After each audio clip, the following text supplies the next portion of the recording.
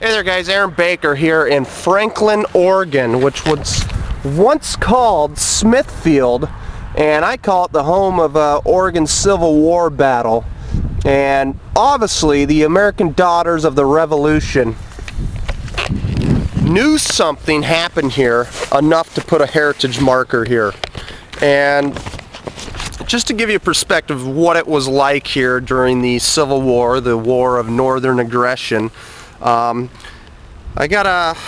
researched into a local newspaper that was printed in Eugene, Oregon, and at the top of every newspaper it said, "Every attempt to exercise powers beyond these limits, the Constitution, should be promptly and firmly opposed." Washington's farewell address.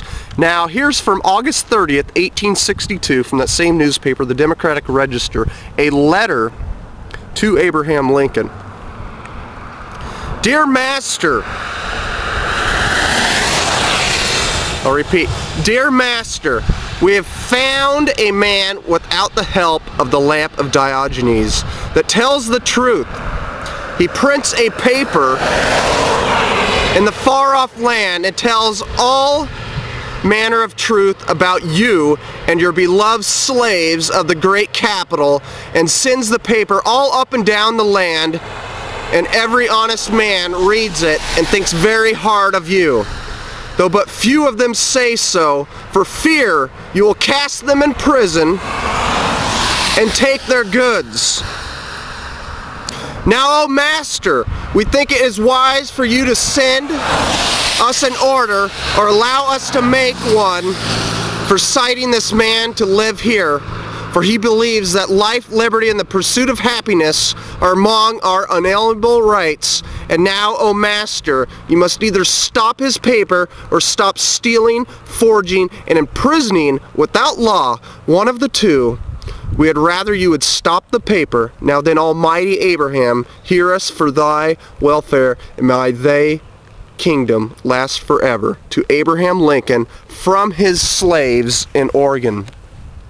Now I don't see anywhere in there that it says, "Mr. Abraham, we want slavery." It says, "Mr. Abraham, we don't want to be your slaves." Anyhow, so it talks about they were afraid that Abraham was going to imprison the reporters and the people writing the newspaper, which was happening all over the country, and it said, "Mr. Abraham, shut our paper down, but don't imprison us." I think by this time they had already gotten threats by the War Department. I'll tell you, a little later on this newspaper was shut down by Abraham's War Department. But not only that, they didn't stop at that. They still imprisoned people, like it says here, without law. And that happened later on in 1865. And let me tell you, this area, I got articles from these newspapers, you know, talking about the Confederacy here in Oregon and such, and untouchable. It was never touched throughout the whole war. I see that the Confederate flag was flown for longer in southern Oregon here than in parts of the Deep South. And still to this day, which is, you know, some days you'll see more Confederate flags here in Oregon than United States flags, but I have you know, with all this being said, you know, everyone's allegiance is still to the United States here, of course. But anyhow, in May of 1965, Lincoln had been assassinated a month or so before then, and there's a guy named Phillip Mulkey took to the streets of Eugene, Oregon. Now Eugene, Oregon at the time, compared to this city here that's behind me, was no larger or more powerful. This here was on the main wagon route to California and to the north towards Corvallis and all that, which around the time was even the capital of Oregon.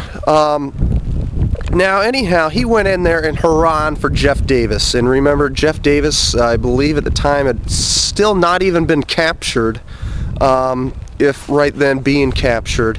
But Lincoln had been assassinated, and it turns out they arrested him. I think they came into his house at night and made him disappear, and what they called the Long-Tomers got word of this out here, and 300 of them, 300 Long-Tomers, Confederates here in Oregon, got together and were ready to break Mulkey out of prison. And they took him on a ferry boat out of Coburg up to Fort Vancouver, where the Union was stationed, their fort, and they were ready to march up there and break him out, have a huge battle up there at Fort Vancouver.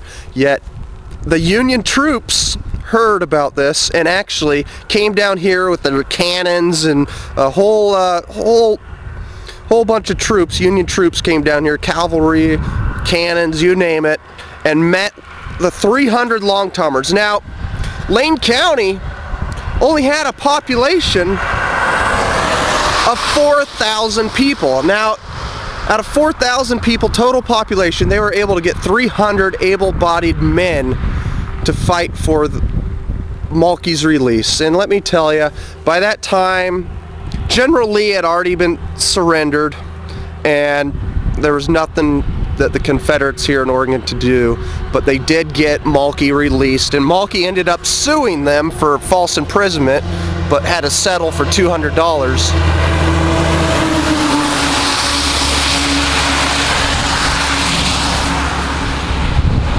But you know, there's just so much more to this. It's just amazing. Oregon, like I said, you know, someday there's more Confederate flags than U.S. flags, but there's some great pro-Confederate movies filmed here in Oregon. One is The